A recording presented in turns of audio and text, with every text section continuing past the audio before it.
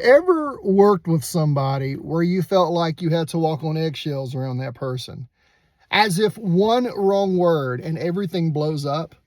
You rehearse what you're going to have to say. You soften your words, and you feel like you're managing your mood more than the mission. Well, let me ask you a harder question. What if we're that person more than we think? There's a kind of leadership that really isn't leadership at all. It's control. It has to have the final say. It overrules instead of listens. It subtly manipulates conversations and people to get its way. And when the team starts to feel it, when frustration builds and people push back, that leader doesn't take responsibility. They play the victim. No one appreciates me. Maybe I should just step away.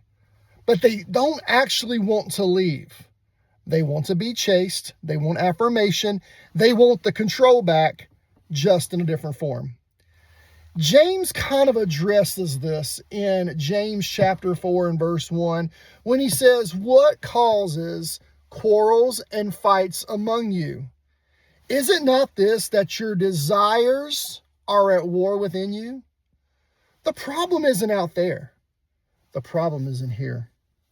Control is often insecurity with a louder voice. When I manipulate, when I pressure, when people feel like they have to walk carefully around me, what I'm really saying is this: I don't trust God enough to let go. I don't trust others enough to share. And I don't trust who I am unless I'm in control. But look at Jesus. Look at Jesus. Jesus had all authority as the Son of God, and yet he washed feet.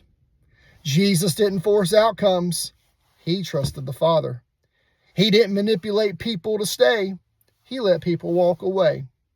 That's real leadership. So here's the question. When people are around you, do they feel freedom? Or do they feel tension? Do they bring their best ideas, or do they filter everything to manage you? Because if people have to walk on eggshells around us, we're not leading them. We're controlling them. And control will always fracture what humility could have been built. So loosen the grip, lead with open hands, trust God more than your need to manage everything. And don't be the leader people have to navigate. Be the leader people can follow. Have a great Tuesday.